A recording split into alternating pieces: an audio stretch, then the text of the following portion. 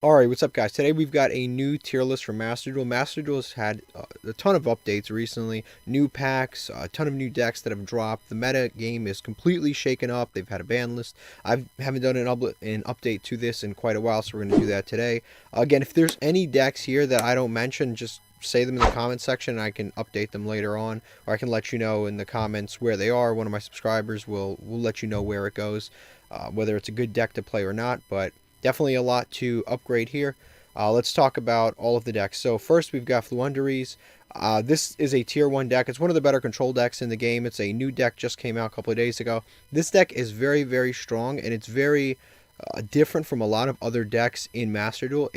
Maxi does not affect this deck in any way. The entire deck is all normal summons. If your opponent maxes you, it just does nothing. It's a -1 for them. So just that alone is really, really strong for the deck. The deck has, the only real issue with the deck is that it has consistency issues. It's kind of like if Lyrilusk and Monarchs had a baby, this would be the deck that would result from that. But it is a very strong deck. It basically sets up a Wind Barrier statue. It sets up a Ryza during your opponent's turn. It is an incredibly annoying deck to play against because it plays on your turn and on your opponent's deck. You can also play Dimensional Shifter, or I shouldn't even say you can. You should play Dimensional Shifter because it literally beats every other meta deck. So it'd be crazy of you not to play Dimensional Shifter. And it's also a very, very cheap deck. There aren't a lot of decks here that are tier 1 and above that are going to be seriously cheap. This is very cheap. You only need like one UR, and it's Dimensional Shifter. And then also, you've got the Apex Avian, which is also UR. Everything else is just hand traps that you would normally play in any of your other decks. The extra deck literally doesn't matter. It's all like rares and stuff like that. It's an incredibly cheap deck, incredibly oppressive. You will lose to this deck, and it doesn't matter how skilled you are. There are just times where they will go first, and they will set up a board that you just can't break. The only thing that really stops this deck is targeting, negation like Effect Veiler, and things like Effect Veiler and things like Impermanence, for example. But you can play Crossout Designator outs for that. But it's a very, very good deck. I would consider putting it here. Again, if it wasn't for the bricking problem and the going second problem, this would probably be a higher tier deck. But it's definitely one of the better control decks in the game. Next, we've got Adventure. Adventure is an engine, not really a deck. I'm assuming that this is like Pure Adventure. Pure Adventure is terrible. But Adventure as an engine, amazing, like as good as it gets. It can lift the ceiling of a ton of these other decks, and we'll talk about them when we get to those decks. But do not try to play Adventure pure. Yeah, like it is. It's an engine that gets you a negate and a free bounce in the form of Draco back. That is it. That's all it does. It thins your deck. You play Foolish, the Water Enchantress, and you play 2 Rite of Aramasir because it's limited to 2. It's semi-limited. So you just this is an engine. It's nothing more. Don't try to play it pure. It'd be a huge mistake. Next, we've got Dragonmaids. This is for the pervs. They just dropped the starter deck for this. Honestly, like, this is a deck that a lot of people have like rated very highly. I don't think that this deck is all that good. I'd probably put it somewhere in Rogue tier. I don't think it's like, again, it's one of those decks that a lot of people really hype up, but it really doesn't do that much. Like, most of the time, if you lose to this deck, you're losing to the hand traps that are in the deck rather than the deck itself. It's got a couple cool monsters, so I think the fusion monster that looks like a dragon, that one is really, really cool. It's a negate. Other than that, the engine's pretty consistent and can get to Heavenly Spheres really, really easily. But again, if you're a perv, there's probably other decks to play, like Sky Strikers. If you want Chris Hansen knocking on your door, there are much better decks to choose from than Dragonmaids. I'd say leave this one behind. Like I said, there are better decks. But if you really, really like Dragon Girls, go with it. It's got some decent options. Next, we've got Sky Strikers. I think this is, again, one of the better control decks in the game. I'd say it's above Floowandereeze, and it has a very, very good matchup against Floowandereeze because you can still go into Hayate. Hayate's wind, so even if they have the wind barrier stat, you just normal summon the Ray, and then you go into Hayate, send whatever you need to, and just play from there. You also have a lot of like targeting destruction, Widow Anchor, stuff like that. This deck got significantly better when DPE came out because it just, at any time, you could like Widow Anchor your opponent's monster, link them away, Verde Anaconda, make Phoenix Enforcer, and now you've got a recurable monster every single turn that just keeps harassing your opponent. This deck, it's incredible. It's like no matter what happens, this deck just gets better and better the more generic boss monsters and spell cards that they release. But definitely more draw cards, more generic boss monsters. This deck, I would argue, is even better in Master Duel than it is in the regular TCG, because Maxi just, it makes this deck like insane. The fact that it can just, it's incredibly versatile. You can go second again, you can go first. The only thing you got to watch out for is she is 13, and that is confirmed. Next, we've got Eldlich. I think Eldlich is still the best control deck in the game.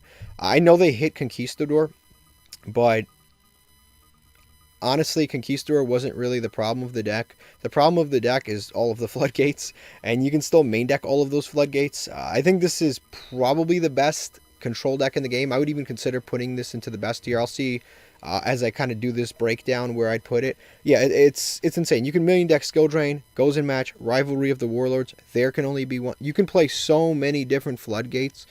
Your opponent just cannot play. Also, you have a new card, which is Heavenly Prison, which basically protects all your set back row, and it's a level 10 monster, and it's 3000 attack, and it sets any spell and trap card in the game into your back row automatically. So you could literally just set Pot of Extravagance in your back row after protecting all of your back row. Like, that card did so much for Eldlich, so it doesn't even matter the Conquistador got hit on the ban list, because Heavenly Prison just it raised the ceiling of the deck so much. The more I talk, the more I realize this is probably one of the better decks in the game, especially since it's actually really cheap to make. I mean, it's basically just the Eldlich core, which is cheap, a bunch of floodgates, and Heavenly Prison. That is the entire deck. It is incredibly easy to make. It is incredibly easy to play. It's just a very easy deck to play. Probably one of the top 5 decks in the game. Also, you'll know this if you are in Platinum, but if the second you get to Platinum, you see a ton of Eldlich, and that should really tell you about just how good the deck is. Next, we've got Heroes. Heroes are a rogue or tier 2. So I probably would put in tier 2. It's got some really cool setups that it can do. Phoenix Enforcer obviously made the deck significantly better just because they have a reoccurable monster now. In addition to that, they've always had Darklaw, and Darklaw is just absolutely sick. Because Darklaw beats every single deck in the game, with the exception of Floowandereeze, because any card that goes to graveyard is just banished instead. So if you're playing against like Eldlich, Sky Striker, a hero player that isn't you, Dragonmaid, Adventure, like if you're playing any of these other decks, it literally stops. Actually, not Adventure. Adventure kind of wrecks heroes because they can just bounce the Darklaw and doesn't really affect them negatively. But yeah, other than that, like Darklaw literally beats the majority of decks in the game. And then of course the deck can always go second because you have access to Super Poly. You could just make Trinity and attack. I mean, this deck is just, it's crazy to say the least. Next, we've got Phantom Knights. There's a few different ways to play Phantom Knights. It's probably tier 1, could be in the best tier.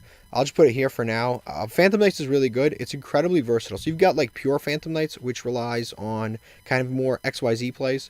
That version's really good. And also you can go into one of the more annoying cards in the game, which is Rongo Bongo. You can go into Rongo Bongo with Phantom Knights, and basically if you go first and you can set up the Rongo Bongo, you basically win the game. I mean, it's just the majority of the time you will win the game. Even if your opponent has hand traps, you literally can't even stop it, because the card that they go into to make the Rongo Bongo have the materials that it does is the Gossip Shadow, and that can negate monster effects. So it literally could just negate Nibiru, could negate Effect Veiler. It's a very resilient deck. If they go first, they basically always win. Also, Phoenix Enforcer makes this deck that much better. And on top of that, the Adventure package, which is brand new to all of this, makes this deck even more strong. It's one of the decks that can really play well with the Adventure package. The only thing that it really messes with is Torrent Scales. Other than that, there's no like on summon effects. So definitely a very strong deck. Might even be in the best tier. Next, we've got Tri-Brigade. I imagine this is just pure Tri-Brigade. I'd say pure Tri-Brigade is probably like tier 2. Tri-Brigade is better when mixed. Generally speaking, Tri-Brigade is better when mixed. So you've got things like Tri-Brigade Zodiac, Tri-Brigade Lyrilusk Tri-Brigade. These versions are much better. Tri-Brigade as an engine is actually kind of decent. You can put in just about anything. Zodiacs I probably put somewhere in tier 2 also. Pure Zodiac's probably more of like a going second deck. You make sure to summon one Zodiac, you go into Zeus, and just sit on that Zeus. It's one of the easiest decks in the game to play. It's like a total helmet deck. We've got Tri-Brigade. Tri-Brigade Lyrilusk is probably somewhere up in tier 1. Same thing with Tri-Brigade, Zodiac Tri-Brigade. Both of these are probably around tier 1 decks. I'd say Lyrilusk is the one with Lyrilusk is probably better just because they can put more extenders on board and they can go into the F-Zero very easily. The Zodiac one is good because they can go into Zeus very easily. I mean, you trade off different things for different decks. Probably Tri-Brigade Lyrilusk is probably one of the better decks in the game. Yeah, I think that's fair. Despia is like a tier 2, maybe a rogue deck. It's a good deck. It's just missing some of its support, which is the Branded Fusion. With Branded Fusion and all of the contents of the structure deck, like Mirror Jade and stuff like that come out, this deck is going to be seriously one of the better decks in the game. But for now, it just sits in the rogue tier. It will eventually become a much, much better deck. Prank Kids, I think, just recently moved up to one of the better decks in the game. So with Prank Kids, works probably of any deck in existence the best with the adventure package. Prank Kids with adventure is just absolutely nuts. None of the Prank Kids monsters activate when normal summoned. So it's you just normal summon a Prank Kid and then you can do all of your adventure stuff, set up the Griffin, set up the Draco back, bounce a card if you need to, and then you just continue playing with the regular Prank Kids line, which is you just link away, summon another Prank Kid, go into the link 2, summon another Prank Kid, search for the fusion spell or the token generator spell if you want to. You have the full line, and then on top of all of that, you just go into a Verde Anaconda and make a DPE. So your end board is the Adventure Negate, which prevents your opponent from hand trapping you. You've got the Prank Kids Battle Butler, which basically blows up your opponent's entire board, and then you have Phoenix Enforcer. So that is your end board every single time. It can go second, it can go first. It's a very, very versatile deck. I'm considering making a deck profiling because I haven't seen like a ton of it like published, but you do run into this deck in the higher tiers. It's very, very, very strong with the adventure package. Yeah, definitely very good. Next we've got Thunder Dragons. This deck is one of those decks that is like very good, but it just like auto loses to just certain things like Maxi. I mean, of course you can play the outs obviously, but it's one of those decks that just has trouble with it. The good thing is that you do have, I think it's better than these decks. I don't know why I put it down here. It's probably like at the higher end of the tier 2. Yeah, it's good. Cyber Dragon Colossus is great, but the problem is like everyone is main decking stuff like Impermanence. They're main decking droplets. They're main decking all of the basically like target negation cards. So Thunder Dragon Colossus has a little bit of trouble sticking in the meta. So I'd say probably Thunder Dragon would go right there. Next we've got Dogmatica. I imagine this is probably pure Dogmatica. I'd say pure Dogmatica is stop before it's too late. Nadir Servant is at 1 in this. So, I mean, automatically that just makes the pure Dogmatica sort of unplayable. You can mix Dogmatica, but it's usually best with like Shaddolls, Dogmatica, Invoked, that kind of a situation. Pure Invoked also, I wouldn't recommend playing Pure Invoked. Pure Invoked is basically Alistair the Invoker and a bunch of hand traps. This deck isn't like terrible. I'd probably say it's probably like around rogue tier. This is like pure, like the magical meltdown. It's got basically the entire Alistair the Invoker package, the Invoked package, and then it's got a bunch of hand traps. They're all different attributes. You can go into all the different monsters, Mechaba, all that stuff. You basically end on a Mechaba and a bunch of hand traps in hand. Next turn, you just finish them off with Purgatrio. It's not the worst deck ever. I'd say it's probably like rogue tier. Dogmatica Pure, like I said, with Nadir Servant at 1, it's just not very good. We'll just continue with all of the Shaddolls stuff. Pure Shaddolls is probably somewhere around rogue. I don't think it's that good. I don't think it's that bad. Shaddolls Invoked is actually a very, very, very good deck. I'd say probably on the higher end of tier 2, if not tier 1. Once they set up that window, the majority of decks just lose, with the exception of Floowandereeze, because they do nothing but normal summon. Plus, Winda can't be destroyed by card effects, which is incredibly annoying. And she's 2200 attack, and you can protect her with the Mechaba to make sure nothing happens to her. Yeah, Shaddolls, Dogmatica, Invoked, pretty good there. Shaddolls, Invoke Dogmatica. Like I said, I recommend you mix Shaddolls, Dogmatica, and Invoked all in one deck. But for some reason, they split it on this tier list. I say Shaddolls, Dogmatica, or invoked dogmatic will probably go right there. Again, it sucks that Nadir Servant is at 1. It really shouldn't be at 1. I don't think it's that much of a negative impact on the game, considering that we have things like Rongo Bongo fully legal, and Calamities fully legal, and like other stuff that is much, much worse. Max C. I think Nadir Servant should definitely move up. Virtual World is another good deck. It's probably on the higher end of tier 2. Can still do all of the stuff that it could do before. I don't think that it's significantly any better than it was before. Actually, no. You can actually mix this with the adventure package to give it an additional kind of like negate slash bounce, play around some hand traps, play around. Yeah, lets you play around hand traps, lets you play around floodgates with the Draco back. So I think it actually does get significantly better. Yeah, I'd say tier 2 is probably fine. Lunalight Kaiju, this is one of the better going second decks in the game. Going second isn't like the best option in this game, just because sometimes your opponent will set up a board. It doesn't really matter if you can, even if it doesn't matter what you do, you're not breaking that board. Basically is the situation here. Like Floowandereeze, they summon the barrier statue, and on top of the barrier statue, they summon, for example, they summon the barrier statue, and then they have the Ryza ready to go. You're just not, it's going to be very difficult to get over that board. Obviously, when you have Drytron boards, it's difficult to get over it with one Kaiju. If they set up Rongo Bongo, you're not getting over that with one Kaiju. It is good against certain decks like Sky Strikers. Kaijus just wreck Sky Strikers. Kaijus just wreck Phoenix Enforcer. They wreck Zeus. They wreck a lot of stuff, but it's just that's one of the issues with. The other thing is this is a going second deck, and going second decks typically don't play around hand traps because you can't afford the extra cards.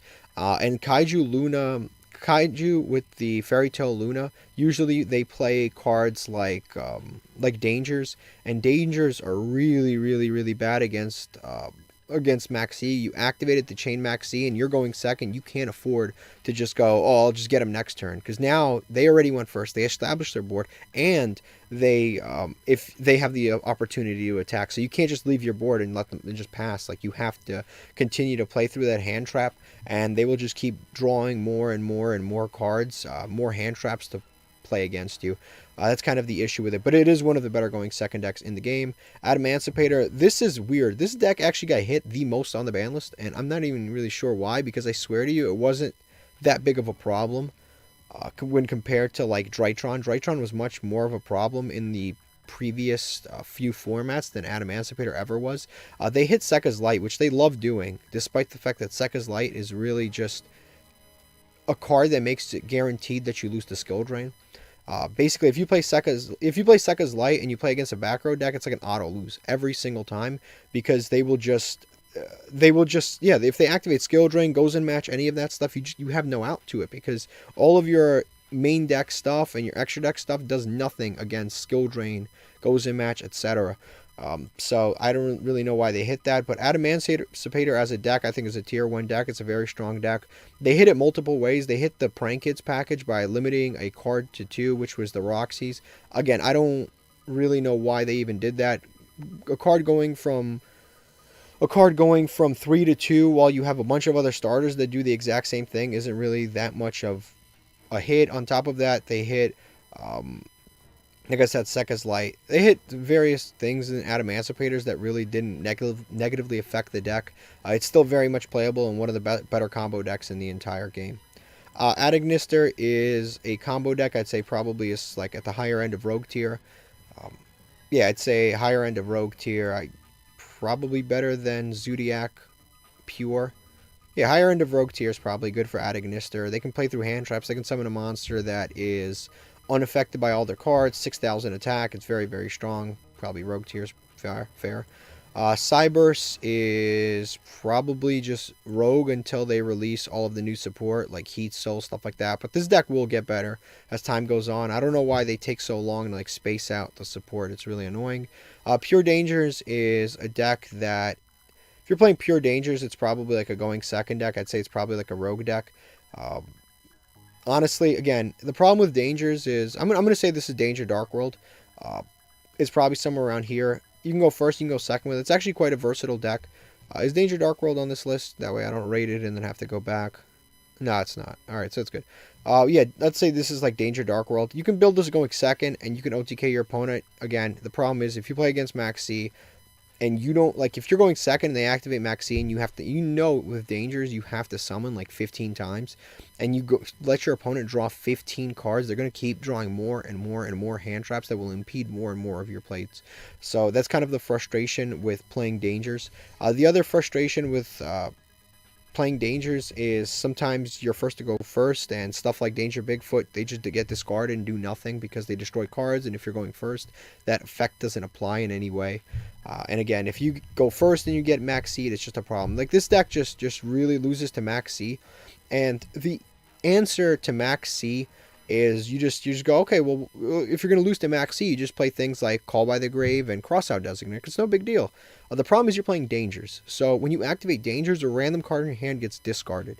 One of those random cards could be Call by the Grave. One of those random cards could be the Crossout Designator. And when you discard those random cards, the issue with discarding random cards out of your hand is that when you want to discard cards that will get you something. So you want to discard other Dangers, you want to discard cards that float, you want to discard Dark World monsters. That's what you want to discard with the Dangers. You don't want to discard quick play spells and that get you absolutely nothing, because that's a quick way to lose with this deck. So that's kind of the issue. You can't play any of the cards that stop hand traps because you're going to end up discarding them. You can't set any of the cards that play around hand traps because you can't activate quick plays the turn they are set. So you literally just cannot play around Max C with this deck.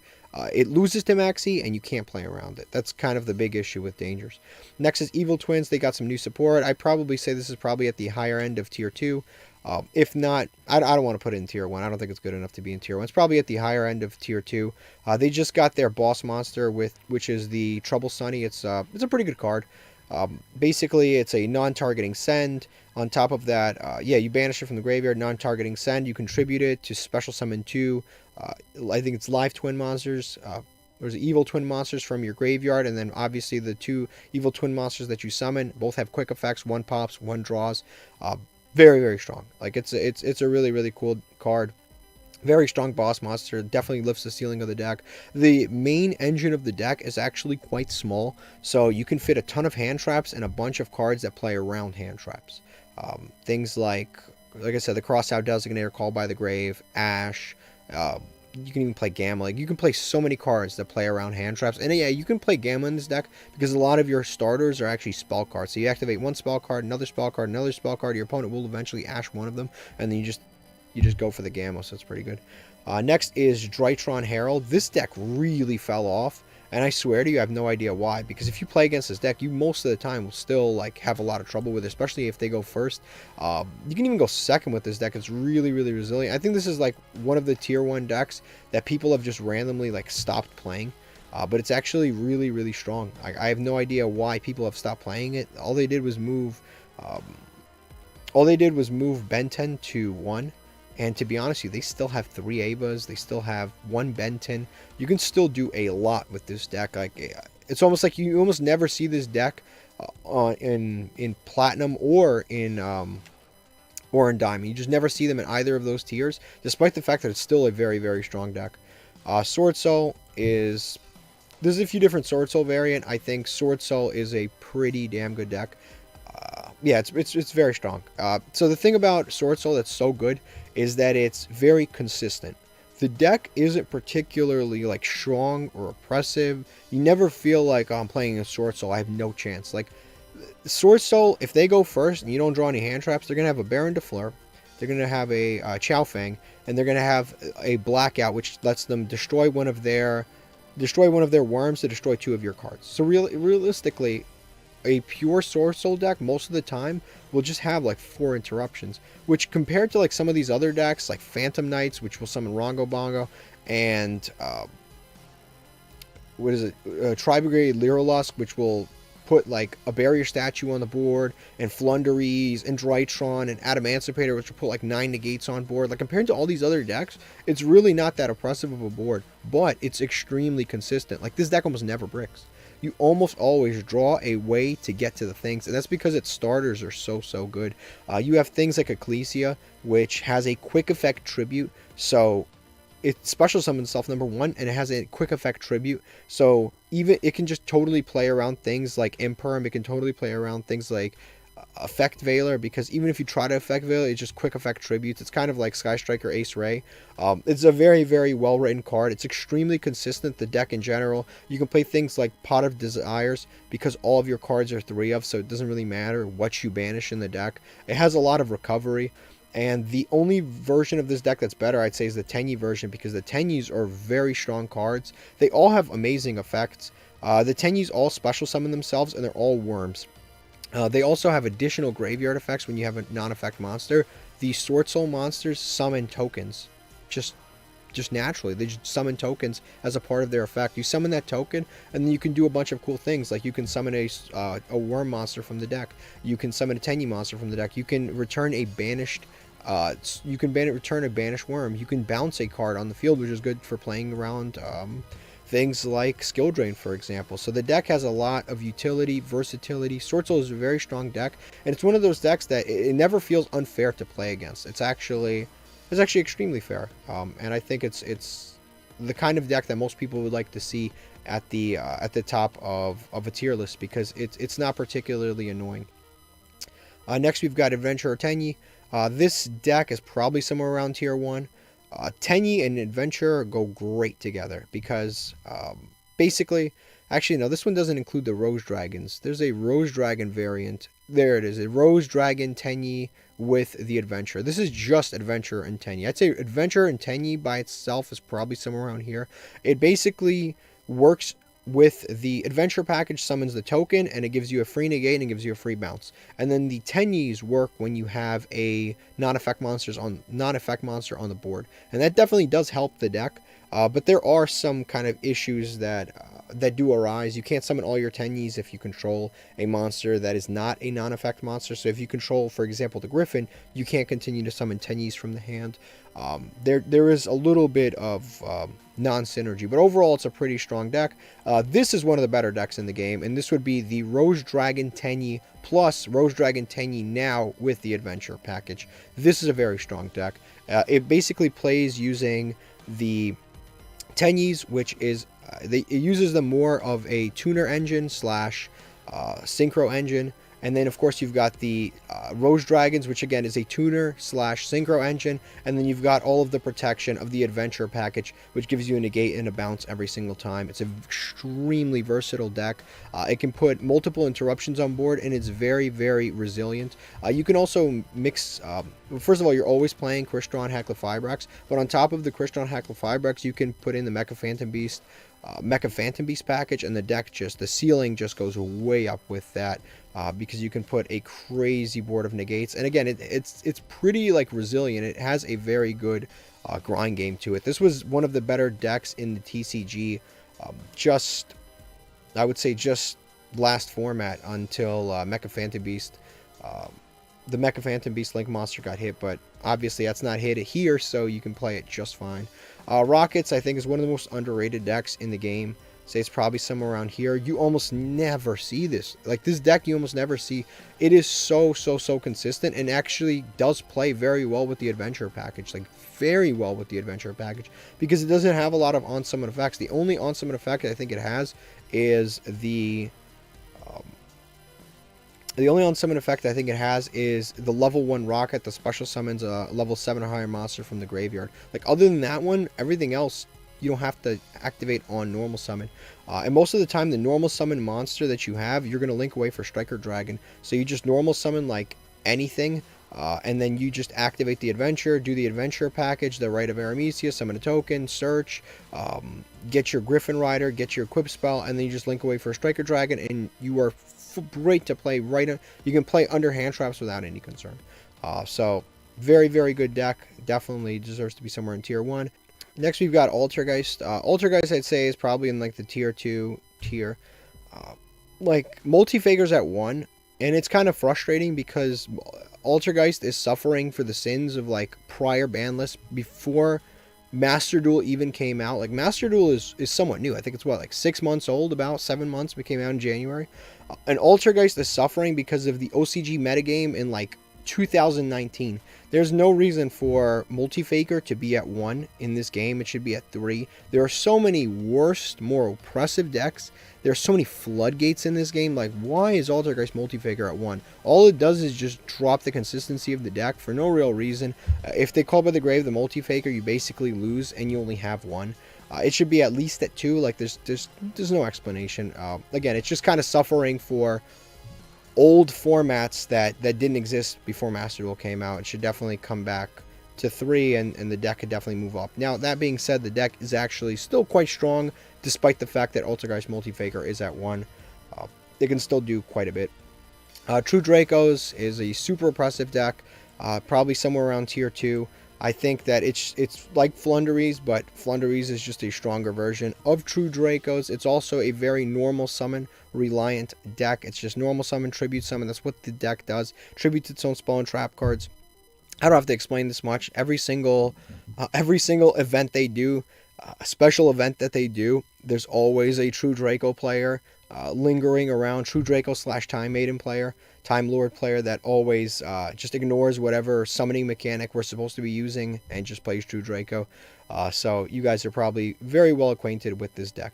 Next, we've got Salamangreats. Probably like again, next to Altergeist in the tier 2 section. Definitely not like a bad deck, but I'd say, yeah, definitely not a bad deck, but not one of the better decks in the game.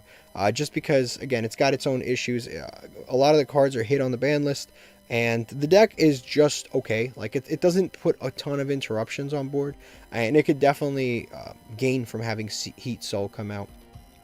Orcust is as unlocked as it's going to get. I'd say it's probably somewhere around tier 2. You rarely see this deck in ladder. But it's definitely a very good deck. It can summon Dingirsu. Dingirsu non-targeting can just send anything. It can go into Zeus. Like, the deck can definitely do a lot that it can't do in the TCG. But again, it's with Max C out, it's very tough to play some of these more combo-oriented decks that you have to do the full combo to have any sort of like comparable board.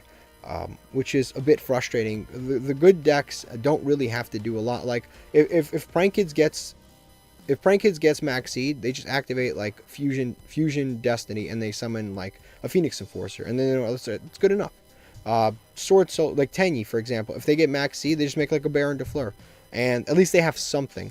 The problem with something like an Orcust, you actually have to summon like 5-6 times before you have any sort of a board. So that's kind of the issue with that. Numeron, this might surprise you guys, but I actually think this is one of the best. This is the best going second deck in the game, like flat out. I'm putting this in the best tier. I understand that theoretically this deck should not be in the best tier, but I think in Master Duel this deck is absolutely in the best tier. Every single one of these decks, literally every one of these decks that I've shown you, with the exception of maybe Sky Strikers and Heroes and Dangers. Oh, and Luna Light Kaiju. With the exception of those 4 decks, every single one of these decks wants to go first. Every single time you do a coin flip, they will always choose to go first. Whether you win the coin flip, whether you lose the coin flip, the good thing about playing Numerons is you almost always get what you want. You very, very rarely play against another going second deck. So most of the time, the coin flip just goes in your favor. And it's a best of 1 format. It's not like you can win game 1 and then your opponent goes, all right, they're playing a going second deck, I'm going to make them go first. That doesn't happen in Master Duel because it's just 1 game. So your opponent's going to win the coin flip, or you're going to win the coin flip. You're going to end up going second. They're going to set up their board. It doesn't really matter what board you set up, they set up, because you are either going to Kaiju them, you are either going to Lava Golem them, you play 3 Lightning Storms, 3 3 Forbidden Droplets, you play all of these going second cards, no matter what they set up. Harpy's Feather Duster, Raigeki, Lightning Storm, everything, the works. You play all that stuff, you wait for your opponent to set up their board, you tribute over their monster, activate your field spell, and you basically win. Like, literally, this deck beats every other deck in the game because it really doesn't matter what board you make. The only deck that it might have trouble with is maybe Floowandereeze, because if they activate Dimensional Shifter, you can't activate your field spell.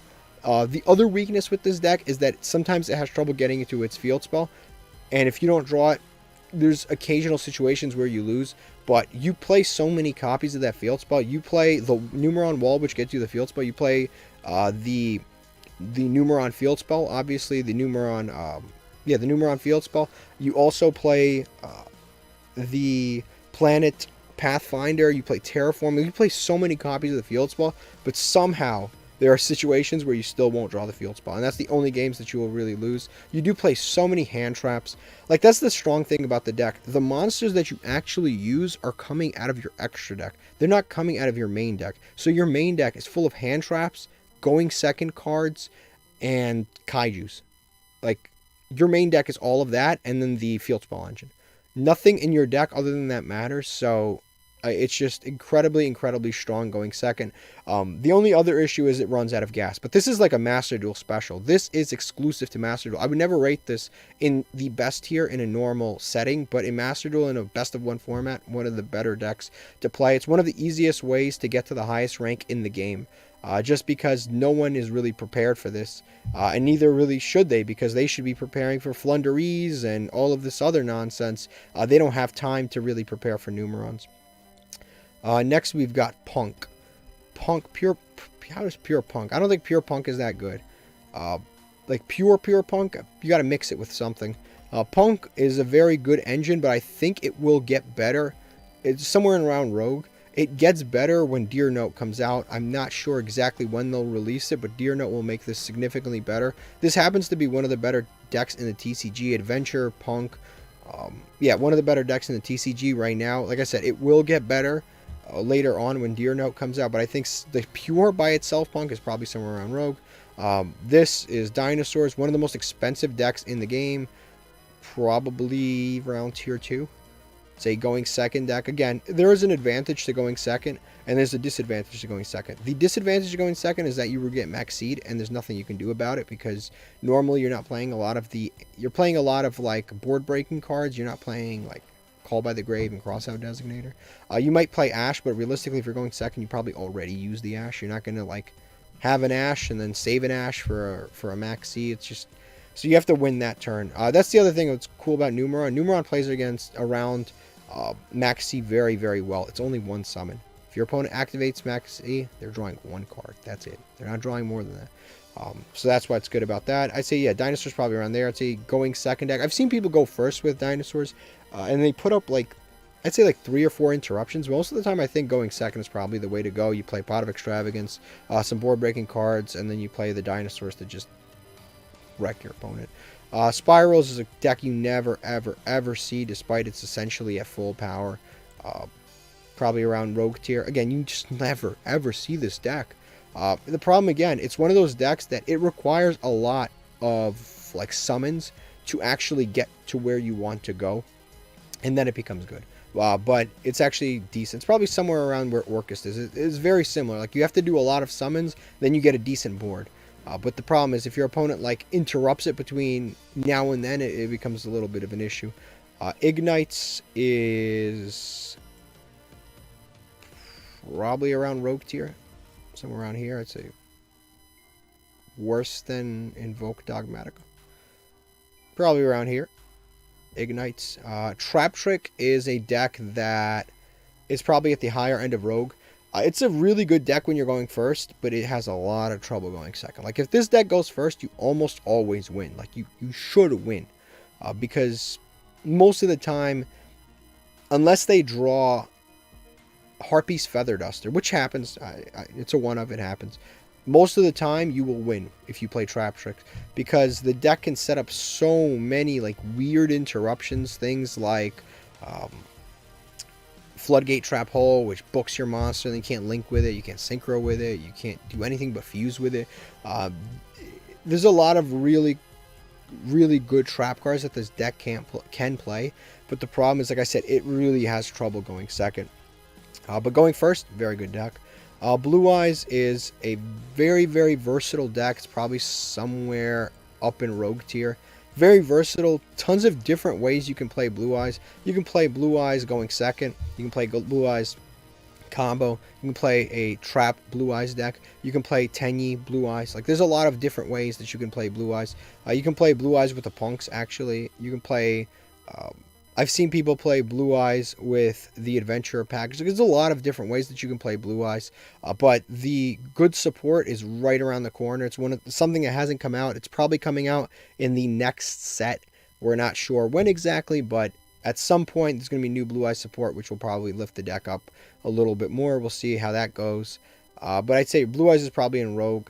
You see this deck once in a while if you're playing in like Platinum, but you almost never see it in Diamond. You see it a lot in like Gold and stuff, but you just never see this.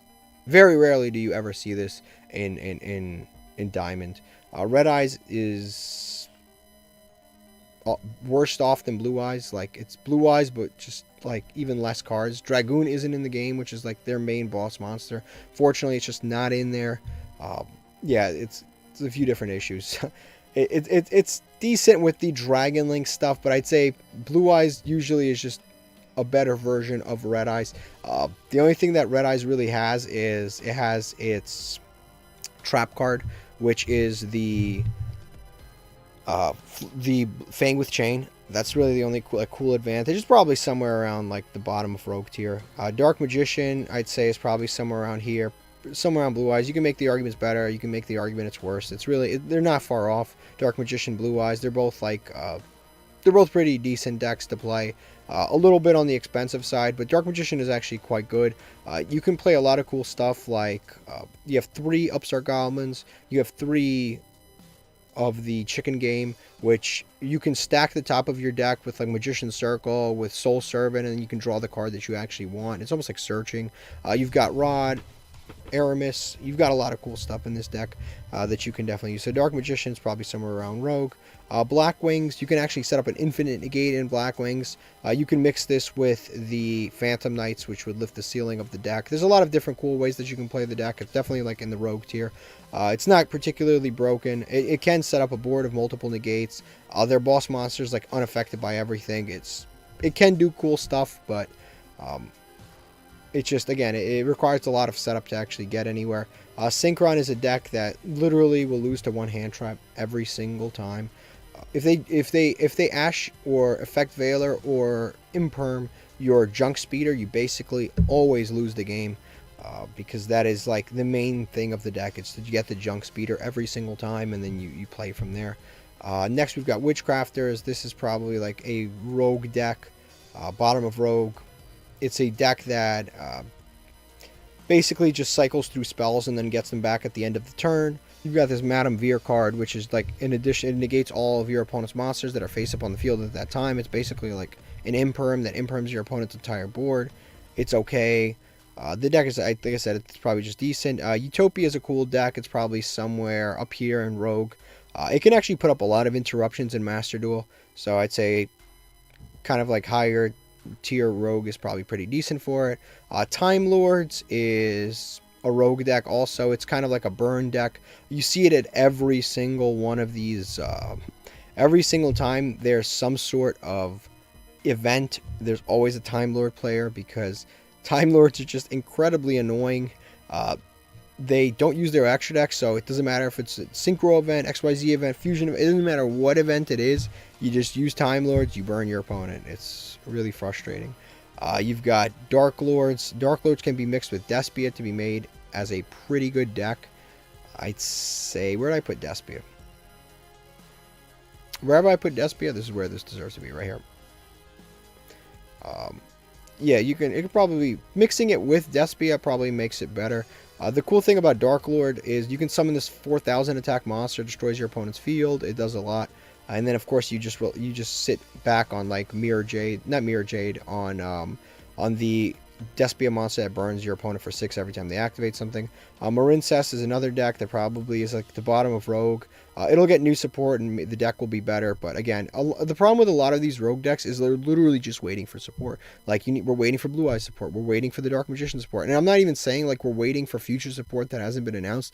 I'm literally saying that there's support that's out there that's legal in the OCG and in the TCG that just isn't here yet, and it'll make the deck better, but at this point, it's not here, and that's where Marincess is. At this point, Marincess just basically ends on one monster that's like unaffected by everything and maybe a few hand traps. Whereas when the support comes out, it'll be significantly better. It basically is a deck that loses to one Kaiju. There are no Kaijus in, like, no one really main decks Kaijus in Master Duel, except for like Kaiju Lunalite and Numeron. But other than that, it's like the deck doesn't really do much. Relicanth This is a fish deck. It basically just plays, you basically turbo out this Relicanth monster, which is, I think, like 20, it's a 2 tribute monster, and when it has an effect where you discard a card and you can summon up to 4 fish monsters from your deck. It's like incredibly inconsistent. You basically make a Saryuja, special summon this off the Saryuja. You draw into this, you special summon this off the Saryuja, and then you could summon 4 fish monsters, and you can just continue to go off, make Totally Awesomes and Bahamut Sharks and stuff like that. Like, it's a cool concept and all, but it's very, very gimmicky. Magic-y is a deck that got, I believe, the other half of its support in this particular like pack. I'm gonna be honest with you, I haven't seen anybody play this. I don't know what it plays like. I haven't seen anybody play it. I haven't played it. I'm gonna leave it in rogue tier. You guys can hopefully fill me in. I have not seen another human being play Magic-y in my entire life. Not on Master Duel, not in real life. No one has ever played Magic-y. The cards are printed exclusively for no one because I've never seen anybody play it. So I'm gonna leave it in rogue tier. If you think I'm wrong and it should be somewhere higher up, or you know how this deck is actually played, let me know. Magical Musketeers is definitely like a rogue tier deck. The good thing about this deck is a lot of people don't really know what the heck it does, because it's like at this point, like 4 or 5 year old deck, and it basically is a deck that plays around columns. It can activate spells and trap cards from its hand, so quick plays, spell and trap cards. Quick play spells and trap cards from its hand. It can pop cards. It can do all types of things, like pop, banish 3 cards from the graveyard. It can do a lot of cool stuff. And then on top of that, all of the monsters, when there are spell and trap cards activated in their columns, they get additional effects. So you can summon from deck, search, stuff like that. On top of that, this right here is their Link monster, and their Link monster is incredibly strong. What it basically allows you to do is, he basically, for every if your opponent has monsters, you summon him, and you can, if they up to the number of monsters that they control, you can add that many spell and trap, Magical Musketeer spell and trap cards. And if they have a bunch of spell and trap cards, you can add that many, you can special summon that many Magical Musketeer monsters. Like, this card is really strong, but the deck as a whole is kind of lackluster. But again, the card is really strong. Galaxy Eyes is probably somewhere in rogue tier. It's another one of those things that it has all its support, I believe, but there's like new announced support. It's one of those decks. Konami loves to do this, where a lot of their classic decks, stuff like Blue Eyes, Galaxy Eyes, Dark Magician, just like a lot of their like TV show decks, they will give them support, but they will never give them support that will put, like, there's nothing that will put like Galaxy Eyes up here. Like, they just do not release that kind of support for whatever reason. One of the strongest like TV show decks or anime decks is probably Heroes, but they just refuse to actually make a lot of the TV show decks good, because I guess it's kind of like a fear of having to hit decks that are on the TV show and then people watching it and not being able to play the deck that they see on TV. I don't know what the like backstory behind this is, but they just kind of do not want to make anime decks too good. Exodia, I don't think you should build this, guys. Please just avoid it. So there's 2 ways to play Exodia. Number 1 is the classic way to play Exodia, which is you play a bunch of trap cards to try to prevent your opponent from attacking you. Stuff like Wabaku and Chicken Game, and I don't know, just all a bunch of cards to stop your opponent from like attacking you, and then you draw Exodia and you win the game like that. That is one option for Exodia. The other option for Exodia is to play the draw out Exodia in 1 turn, and then you have absolutely nothing else in your deck. Like, your entire deck is just devoted to drawing out Exodia. The problem with this other version of the deck is, if they hand trap you once, you basically lose. And there's times where you won't even get hand trapped, and you're playing a bunch of draw cards, and you still won't draw Exodia. Like, that happens all the time. And this game has a lot of draw cards, and I've played against people that are using Exodia. They have all these draw cards, and I don't have any hand traps, and they still aren't able to draw Exodia. It's not 100% guaranteed. Like it's just not. Like, sometimes you just draw too many of the pieces early, you don't have enough draw cards, and you just lose. So yeah, this is kind of a deck that you probably shouldn't be building, but that said, it's actually kind of a cheap deck, so if you really wanted to play it, go have fun. ABCs is a deck that will get better when the punk stuff comes out. This deck is actually pretty decent. I'd say it's probably up here It's very good with the adventure package. Not with the punk stuff. This will get better when the Therions come out, not the punk stuff. This deck is actually kind of decent with the adventure package.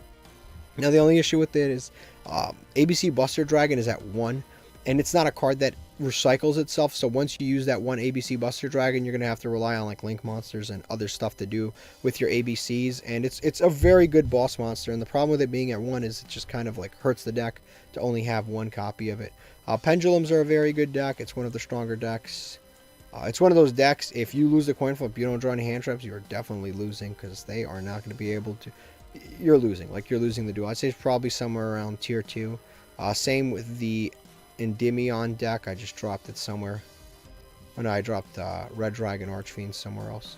Yeah, I'd say Endymion and Pendulums are basically always played together. It's one of those decks where if you play against these two decks and you don't draw a hand trap, you essentially lose. It can go second, it can go first. It's a very, very versatile deck. I think Pendulums in general is just a crazy summoning mechanic. I accidentally dropped Red Dragon Archfiend exactly where I would have put it, which is somewhere around Rogue tier. I don't think it's like too good of a deck. The Resonators are not anywhere as strong as the Synchron monsters. The boss monsters I actually think are better than the Synchron boss monsters, but the Synchron starters are better than the Red Dragon Archfiend starters. Yeah, I think, the Resonators in general are just not great combo starters, and that's why I think the deck is somewhere around Rogue. Dragon Link is... I'm going to put Dragon Link right next to Rockets, which is, in my idea, the exact same thing. You rarely see anybody play pure Rockets. Most of the time, Dragon Link and Rockets are basically stated as a single deck. Sacred Beast is a really cool rogue deck. Yeah, one of my favorite rogue decks, a little bit on the expensive side. Really cool combo starters. You can actually play DPE in this deck. You already play Verde Anaconda, but you can use Verde Anaconda to either go into the Sacred Beast Armital monster, or you can go into the Phoenix Enforcer. A lot of cool versatile plays that you can do in the deck. The deck is also... Like, once you've set up your field spell and a couple Sacred Beast monsters, you basically always win. It just requires a little bit of setup. Cyber Dragon is a going second deck, probably in like the tier 2 area. Again, it's one of those going second decks that requires a ton of special summons. So if your opponent like max sees you and you're going second, you're kind of screwed. But it is pretty good at breaking boards, playing through interruptions, stuff like that. Cyber Dark doesn't particularly lift the ceiling of Cyber Dragons. I actually think like pure going second, blind second Cyber Dragons is actually better than the Cyber Dark stuff. The Cyber Dark stuff can give you a monster that's like unaffected by stuff, and it's really strong and 4,000 attack, all that great stuff. But sometimes just pure Cyber Dragon, 3 Lightning Storm, 3 Harpy's Feather Duster, 1 Harpy's Feather Duster, Regeki, all that stuff, Forbidden Drop. Like, sometimes that regular old like going second Cyber Dragon is just better than the Cyber Dark version. 6 Samurais is a deck that requires a ton of setup, like an outrageous amount of setup. It is cool because you've got like once the deck sets up, it can literally set up an infinite amount of resources, but getting that far is very, very difficult. Again, a deck that cannot play through hand traps very, very strongly, but once it does set up, it can literally you can literally do anything you want with this deck. Like, you name a monster in the game of Yu-Gi-Oh that's impossible to summon. You can use a resource loop with the 6 Samurais to accomplish that task. It is an insane engine. Exosisters is a deck that is just okay. It's just okay. It's very good against graveyard decks. If you play against like Floowandereeze, it's like it's doing nothing. Like, they don't do anything with the graveyard. Like, there's a lot of decks that they don't do anything with the graveyard here, and if you play against them, you essentially lose. Yeah, that's kind of the problem with Exosisters. It's like a deck built around. It's a deck built around a specific thing in the game. So if that specific thing in the game is really good, this deck is really good. So when Splice come out, this deck will probably be here. But right now, I think it's somewhere around here. Next, we've got Agents, cool Synchro deck, probably in the higher Rogue tier. Can definitely get you into like Platinum, but it's going to give you trouble. It's going to be a lot tougher to like get to like Diamond 1 with Agents than it is with like swordsoul Tenyi, for example. Predaplant, pure Predaplant is not that great of a deck. I would almost even say stop before it's too late, don't make it. Predaplant is, again, more of an engine to use in like Despia and future fusion decks that are coming out. Predaplants by themselves are really, really slow. So yeah, probably like stop before it's too late. Ancient Warriors is a pretty cool going second deck, probably somewhere in Rogue tier. You can actually mix it with the Tri-Brigade package because they are Beast Warriors, and then of course the Beast Warrior monster with this main guy right here. It's basically a free summon for the Tri-Brigades, and it can help you balance your opponent's cards. Megalith. Megalith is somewhere around here. I think it's a decent deck. You get most of it just by playing the story mode, which is pretty cool. It's a decent deck. You can mix it with some of the other ritual archetypes, which is pretty cool. You can mix it actually with Magic-y. Seen that done. Fluffles is a going second deck that's probably around the Rogue tier. Again, going second, pretty good at Master Duel unless you get Max Seed and you have a deck that relies on special summoning. So probably around Rogue tier. It is a cool deck. It is a going second deck, has a great draw engine. A lot of cool things about this deck. It can almost always OTK. Like if you can always break your opponent's board. They have to rely on hand traps because their board is not safe playing against Fluffles. Next, you've got Metal Foes. I'm going to put Metal Foes right next to where I put the Endymions. Pendulum Magicians, Endymions, Metal Foes. All of these cards are all essentially one big like pendulum pile. Like everyone just combines all of these whenever they play Pendulum, so I'm just going to keep them in the same area. Necroface, I don't know what this is referring to. If they are referring to... No, Gren Maju's over here. I don't know what they're referring to with Necroface. I haven't played against it. Maybe I'm living under a rock, or maybe there's some crazy stuff that goes down in silver tier, because I have not seen it. Gren Maju is probably like bottom of tier 2, top of tier of Rogue. Like, you can get away with playing this deck because it does stuff that is very, very strong against the rest of the metagame. So it's number one, is very good against Floowandereeze. Period. Like, it's very good against Floowandereeze, and a lot of people are playing Floowandereeze in the game right now. So automatically very good. It just normal summons this giant monster. And you can even just set the Gren Maju. Your opponent will attack into it. There's like nothing that they can. It's already too late, you know. So that's number one. So Gren Maju is very good there. On top of that, it can main deck stuff like Dimension Shifter. It can main deck a lot of those really, really strong banishing cards. You've also got if it even depends which version you want to make. You can make the control version, in which case you can play 3 copies of Macrocosmos, 3-dimensional barrier, stuff like that. Or you can go the going second version and just play a bunch of like kaijus and dangers, and then just play Gren Maju that way. Like, it's a very versatile deck, and it almost always either OTKs or sets up a board state where your opponent just cannot do anything. Next, we've got Tunes. This is probably somewhere around the bottom of Rogue tier. It's a deck that's decent, but not particularly amazing. It has a lot of protection in the form of its field spell, but if that field spell leaves the field, the deck is doing almost nothing. So definitely protect your field spell. Sharks is a deck that's going to get support. I would recommend just waiting, not playing it quite yet. Paleozoic Frogs. This is a deck that it sucks the situation it's in. The deck only has one Totally Awesome because Totally Awesome is at 1 on the ban list. And the problem is Totally Awesome is at 1. And it makes this deck much more difficult to play. Like, yeah, Totally Awesome can return itself to the extra deck every time it leaves the field. But the thing is, sometimes you actually just want to return something else and just have another Totally Awesome available to you. Like, sometimes you just want to return, like, sometimes you want to return a Swap Frog from your graveyard back to your hand and then just have some more resources, but you can't afford to do that because you always have to return the Totally Awesome because you're only playing 1 copy. So that's kind of like the issue with the deck. You have 1 Totally Awesome, and that situation's not getting better because Splice is right around the corner, and if this card is, if anything, getting banned and not getting lifted off the ban list. So that's kind of the issue there. Zombie World is actually a pretty good deck. Zombie World, you definitely want to mix at least in Master Duel, you want to mix it with Eldlich. Zombie World Eldlich is actually a pretty good deck. I would even put it probably into tier 1. You see it actually quite often in Diamond and Platinum. Yeah, it's actually kind of strong because with Eldlich, it gives it more versatility where you can get hand trapped and not worried because you're just like, okay, I got hand trapped. Let me just set 2 trap cards and activate Zombie World and pass. And it actually has a really, really good matchup against a lot of the top decks here. Like, it has a very, very strong matchup against, for example, Floowandereeze. Like, it's just, you activate Zombie World and Floowandereeze, they scoop, they lose. There's nothing they can do about it. They have to hope that they draw their back row removal because they literally cannot do anything. Everything is no longer a wing beast. So it kind of like wrecks their deck in that regard. Mathmech is a pretty good deck. It's getting a ton more support. I'd say it's probably somewhere around here. Go second, go first. Very versatile deck. Mech Knight is another deck that is a going second deck that relies on what your opponent does. Probably around Rogue tier. You can mix it with Invoked to make it even stronger to lift its ceiling.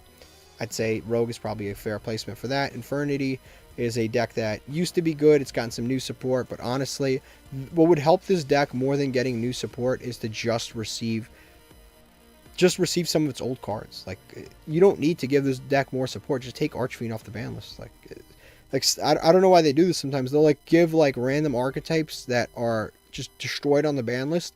They'll just like start giving them new support. It's like, dude, if you took Archfiend and put it from 1 to 2, that would make the deck so much better than releasing 10 new cards. Because you wouldn't even, like, it doesn't make sense. Launcher, for example, if you just move Launcher from 1 to 3 on the ban list, that would be better support than releasing new support. So that's where Infernity is. Madolche is probably at the top of Rogue, if not bottom of tier 2. It's a very good deck. It's an XYZ deck. It can do quite a significant amount. It can play very, very well under Dimensional Shifter, number 1. So Floowandereeze doesn't really like hurt it. Also, it can play its own Dimensional Shifter and wreck the rest of the metagame. So Madolche is pretty good. Next, we've got Ice Jade. Don't play Ice Jade. Ice Jade is a stop before it's too late. It's not a good deck. It's getting new support. Still don't play it. Like, it's just not a great deck. It's actually a pretty decent water engine, but it's not a great deck on its own. Definitely mix it with something. Don't try to play it pure. It's kind of like Adventure. Don't play it pure Adventure. Don't play pure Ice Jade. It's just, you're setting yourself up for a lot of suffering. Raid Raptors are kind of a cool deck. Probably somewhere in Rogue tier. You can mix it with... Let me move some of these around. I actually think some of these decks... I just kind of place them, but it should be probably like this instead. Right, Raid Raptor. Raid Raptor is a deck that you can actually mix with Phantom Knights, and it'll make it significantly better. But overall, Raid Raptor is probably somewhere in the Rogue tier. Most of the time, Phantom Knights is actually just better off either on its own, turboing out Rongo Bongo, or with the Adventure package. Like, you don't need to mix in the Raid Raptors. It doesn't make the deck better. It makes the deck worse. Noble Knights is a deck that, like, absolutely nobody plays. It's like, it's a decent deck, but just you never see representation. Gravekeepers is a pretty good deck against a lot of the metagame, but the problem is that this deck has a lot of trouble going second. Like, a stupid amount of trouble going second. And it doesn't have what it has in the TCG, which is, in the TCG, you can just run 3 copies of Red Ice Fusion, and then you can just summon Red Ice Fusion, activate Necro Valley, and just sit on that. And that is usually pretty strong, whereas in the Master Duel, there is no Dragoon, so you can't do that. So, yeah, Gravekeeper is probably around Rogue tier. Lightsworns is somewhere in Rogue tier also. Decent deck, but just not super duper strong. Again, this is a deck that really just needs more support, if we're just being honest. Most of the time, you mix it with so many different engines that there's barely any Lightsworn even left in it. It's just a little bit too slow. Like, sometimes you normal summon Raiden, activate Raiden, they like Ash it or Effect Veiler it, and you're just forced to pass. The worst is when they Effect Veiler the Raiden, because now you're just done. There's nothing you can do. They Effect Veiler Raiden and it doesn't even mill at the end phase. It just doesn't mill anything at all. So that's kind of the problem with Lightsworns. It's a cool deck, and it's a legacy deck. It's a deck that a lot of people love, but the problem is it's just too slow for the modern metagame. You can't wait until the end phase. You have to set up some kind of board. If you don't set up a board, you are losing the game. You can't just, I'm going to summon a Lumina and a Raiden. I'm going to mill 5 cards at my end phase, and next turn I'll be able to do something. It's too late. Your opponent will OTK you before you can even get to the following turn. It doesn't matter if you mill 5 cards with 3 effects. It doesn't matter. It's just too late. That's kind of the problem with Lightsworns. Ultra Athletes is probably somewhere around Rogue tier. It's a cool deck. Again, it's one of those decks that is very good at going second, but I'd say it's probably somewhere around here. The Ultra Athlete deck is Rogue for sure. But this is the ban list. This is the tier list. We've got the best tier. These are the best decks in the game right now. Tier 1, these are interchangeable. Like, if you're a very, very good Sky Striker player, you can put this up here. That's not an issue. Like, it's not the end of the world. Yeah, these are probably the better decks of the game. Same thing with Tier 2. This is a little bit more of a struggle to play in platinum, and you might have a more difficult time getting to platinum to diamond 1, but it's not the end of the world. Like, you can still get to diamond 1 with like anything above tier 2. You can get to diamond 1. With the rogue decks, it's going to take a considerable amount more effort to get to diamond 1 with the rogue decks. Now, I'm not saying that it's impossible. I'm actually saying quite the opposite. You can get to platinum 1 with all these decks, but it'll just take a lot more effort to do it than like, for example, it's a lot easier to get to diamond 1 with swordsoul than it is to get to diamond 1 with red eyes. Like, if you get to diamond 1 with red eyes, it's going to be a struggle. It's going to be a uphill battle. You got to be a fighter. If you swordsoul, you can blink an eye and get to diamond 1, to be honest with you. The deck is just so consistent. You're going to be doing the same thing over and over and over. You will get to it very easily. But that is the entire tier list. If there's anything that I missed, mention in the comment section. I'll try to respond to it, and thank you for watching.